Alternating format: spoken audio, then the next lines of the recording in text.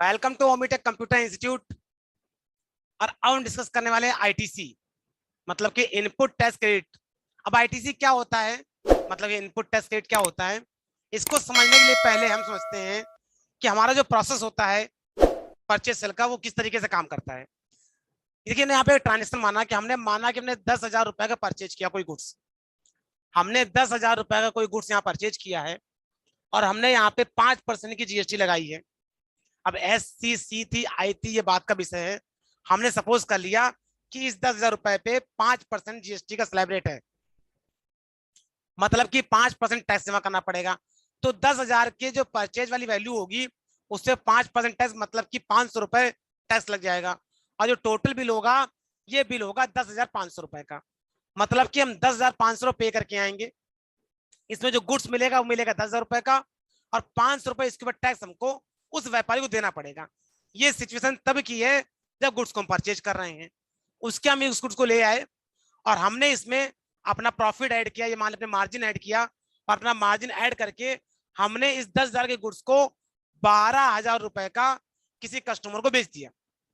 अब जैसे कि हमने जब गुड्स खरीदा था तो हमने 10,000 टैक्स दिया था।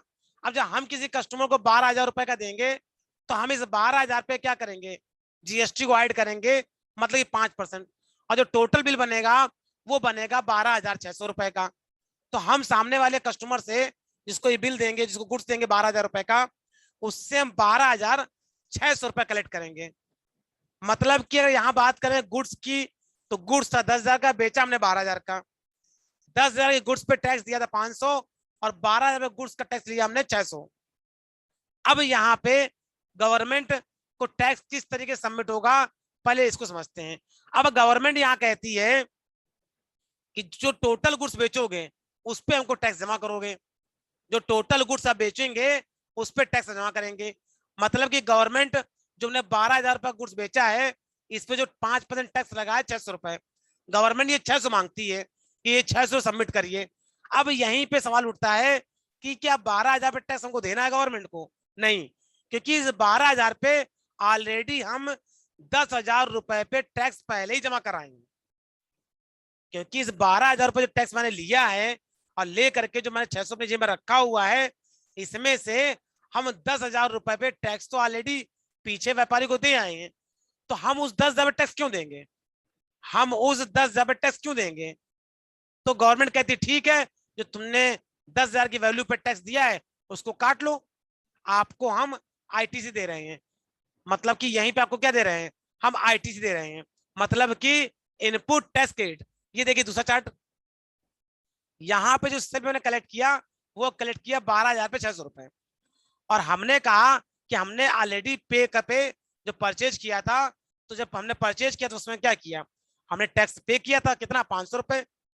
परचेज के लिए हमने पे फॉर परचेज में क्या किया था, 500 रुपए टैक्स वहां पे कर दिया था, और कलेक्ट किया हमने यहाँ पे 600 रुपए।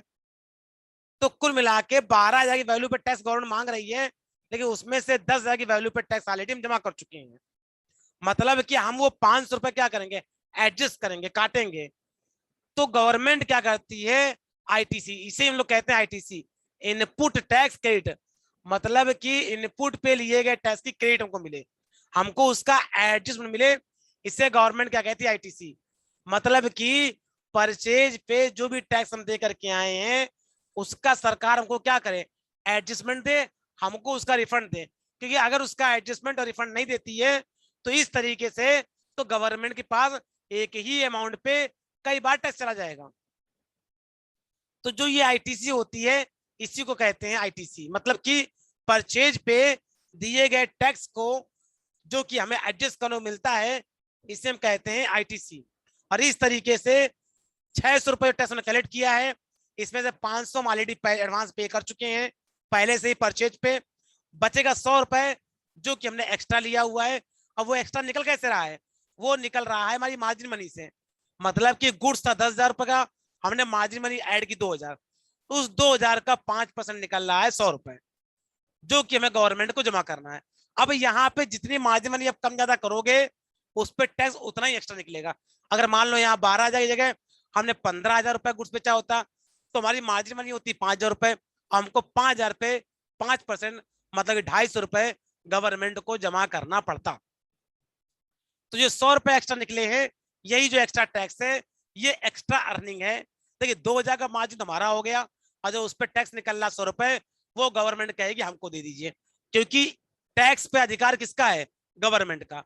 अब आपको ये 100 रुपए क्या करने पड़ेंगे? Paid to government.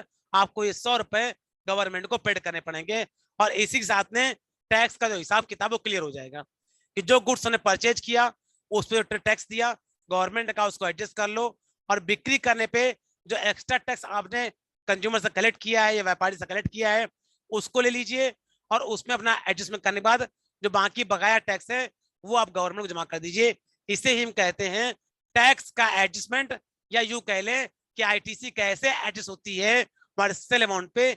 ये चीज यहाँ पे सीखी, यही टैक्स का एडजस्टमेंट है, और यही 100 रुपए आपको ऑनलाइन गवर्नमेंट को जमा करने पड़ते हैं विद कंप्लीट डिटेल्स, पूरी डिटेल्स बनाने के बाद, जिसे हम कहते हैं रिटर्न फाइलिंग का प्रोसेस। इस वीडियो में सिर्फ इतना ही।